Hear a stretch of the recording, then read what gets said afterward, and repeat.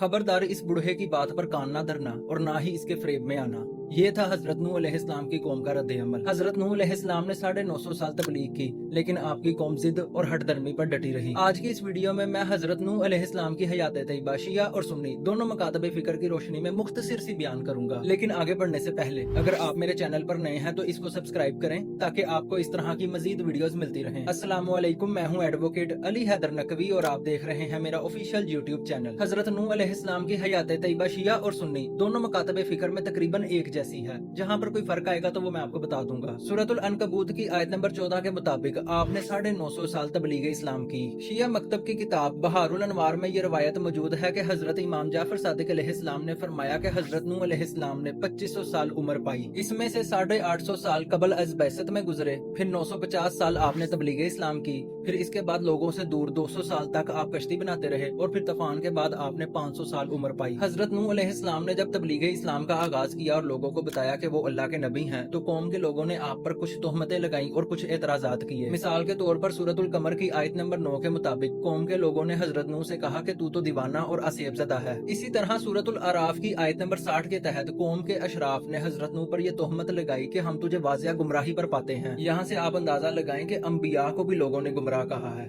नाउज़ुबिल्लाह। सूरतुल मोमिनून की आयत नंबर 24 के तहत कौम के अशराफ ने हजरत नूह पर जो एतराजात किए उनमें से एक ये था कि ये तो हमारी तरह ही एक इंसान है। ये एतराज सिर्फ हजरत नूह अलैहिस्सलाम पर नहीं हुआ बल्कि ये एतराज बाकी अंबिया पर भी होता रहा है। सूरतुल इसरा की आयत नंबर 94 में अल्लाह ताला इरशाद फरमाते हैं कि जब लोगों के पास हमारी हिदायत आई तो उन्हें ईमान लाने से इस बात के अलावा किसी चीज ने ना रोका कि उन्होंने एतराज किया कि क्या अल्लाह ने इंसान को ही रसूल के तौर पर बरगजीदा कर दिया है। सूरतुल हूद की आयत नंबर 27 और सूरतुल शुअरा की आयत नंबर 111 के तहत कौम के लोग हजरत नूह पर एतराज करते कि क्या हम तुझ पर ईमान ले आए जबकि तेरे पैरोकार, तेरे फॉलोअर्स तो गरीब, मुफलिस और गुमनाम लोग हैं। हजरत नूह अलैहिस्सलाम उन्हें यही जवाब देते कि ए कौम, मुझे बताओ, अगर मैं अल्लाह की जानिब से बुरहान और दलील के साथ आया हूँ और उसने मुझे अपनी रहमत का एजाज़ अता फरमाया हो जो तुमसे मख्फी है, तो क्या फिर भी मैं दरोगो या गुमराह हूँ? क्या मैं तुम्हें ईमान लाने पर मजबूर कर सकता हूँ जबकि तुम इसे पसंद नहीं करते? खैर, तमाम तर एतराजात के बावजूद, तोहमात के बावजूद और बदतमीजियों के बावजूद हजरत नूह अलैहिस्सलाम ने तबलीग इस्लाम का काम जारी रखा। हजरत नूह अलैहिस्सलाम लोगों से कहते कि अल्लाह वहदहु ला शरीक की इबादत करो, उसके साथ किसी बुत, मुजस्मे या तागूत की इबादत न करो। अल्लाह की वहदानियत का इकरार करो और इस बात को भी तस्लीम करो कि अल्लाह के अलावा कोई इबादत के लायक नहीं, सिर्फ वही खालिक व मालिक है।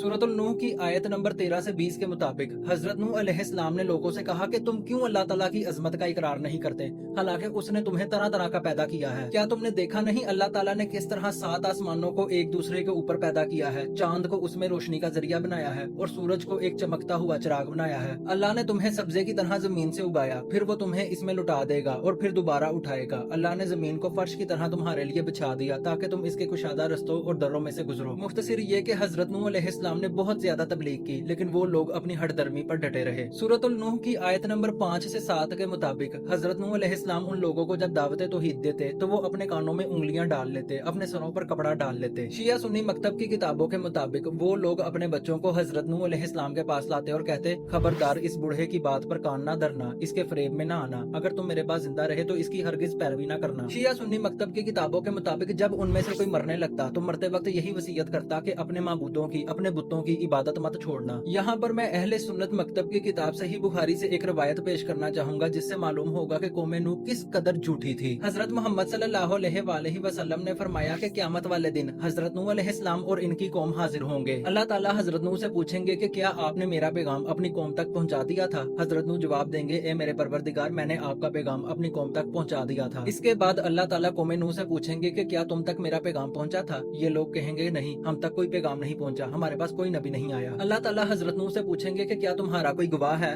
हजरत नूह अलैहिस्सलाम फरमाएंगे, जी हाँ, मोहम्मद और उनकी उम्मत। रसूल खुदा फरमाते हैं, इसके बाद हम गवाही देंगे कि हजरत नूह अलैहिस्सलाम ने पैगाम पहुंचा दिया था। अब मुख्तसर ये कि जब हजरत नूह अलैहिस्सलाम अपनी कौम से मायूस हो गए तो आपने अपनी कौम के लिए बद्दुआ की। अल्लाह ताला ने भी हजरत नूह अलैहिस्सलाम को बता दिया कि अब इनमें से कोई ईमान नहीं लाएगा। बद्दुआ के बाद सूरतुल हूद की आयत नंबर 37 के मुताबिक अल्लाह ताला ने हजरत नूह अलैहिस्सलाम को एक कश्ती बनाने का हुक्म दिया। सूरह हूद की आयत नंबर 38 के मुताबिक जब हजरत नूह अलैहिस्सलाम कश्ती बना रहे थे तो कौम के अमीर लोग आपके इस अमल अमल पर हंस रहे थे। हजरत नूह ने उनसे कहा कि जैसे आज तुम हम पर हंस रहे हो, कल हम भी तुम पर इस तरह हंसेंगे। शिया मकतब की किताब बहारुल अनवार और हयातुल हैवान के मुताबिक हजरत नूह अलैहिस्सलाम जब रात को सोते तो काफिर आकर जितनी भी आपने कश्ती बनाई होती उसको तोड़ जाते। हजरत नूह अलैहिस्सलाम काफिरों की इन हरकतों की वजह से बहुत परेशान थे। अल्लाह ताला ने हजरत नूह अलैहिस्सलाम को हुक्म दिया कि वो एक कुत्ता रखें। इसके बाद हजरत नूह अलैहिस्सलाम सारा दिन कश्ती बनाते और रात को कुत्ता उस कश्ती की हिफाजत करता। जब काफिर कश्ती तोड़ने के लिए आते तो कुत्ता जोर जोर से भौंकने लगता। कुत्ते की आवाज सुनकर हजरत नूह अलैहिस्सलाम नींद से बेदार हो जाते और बेलचे से काफिरों पर हमला करते। जब तक कश्ती तकमील तक न पहुंची ये सिलसिला जारी रहा। सूरतुल मोमिनून की आयत नंबर 27 के मुताबिक अल्लाह ताला ने हजरत नूह अलैहिस्सलाम से फरमाया कि जब हमारा हुक्म आ पहुंचे और तनूर में से पानी जोश मारने लगे, तब हर किस्म के हैवानात में से जोड़ा जोड़ा यानी नर और मादा दो दो को कश्ती में बैठा लेना और अपने घर वालों को भी, सिवाय उनके जिनकी निस्बत हलाक होने का हुक्म सादिर हो चुका है। इस आयत से हमें मालूम होता है कि तूफान नूह का आगाज एक तनूर से हुआ। बाकी आयतों का मुतालिया करने से हमें मालूम होता है कि इसके बाद बहुत तेज बारिश शुरू हो गई और जमीन जगह जगह से फट गई। जहाँ से जमीन फटी वहाँ से पानी के चश्मे जारी हो गए। तनूर में से पानी भी निकलता जा रहा था। बारिश भी बहुत तेज थी। जगह जगह चश्मे बन गए जिसकी वजह से सब आहिस्ता आहिस्ता इसमें डूबने लगे। तमाम काफिर इस अजाब में हलाक हो गए। हजरत नूह अलैहिस्सलाम का बेटा भी इसमें डूबकर हलाक हो गया। तूफान के वक्त हजरत नूह अलैहिस्सलाम ने अपने बेटे से कहा कि कश्ती में आ जाओ और काफिरों में से ना हो, लेकिन हजरत नूह के बेटे ने कहा अभी मैं पहाड़ पर चढ़कर पनाह ले लूंगा।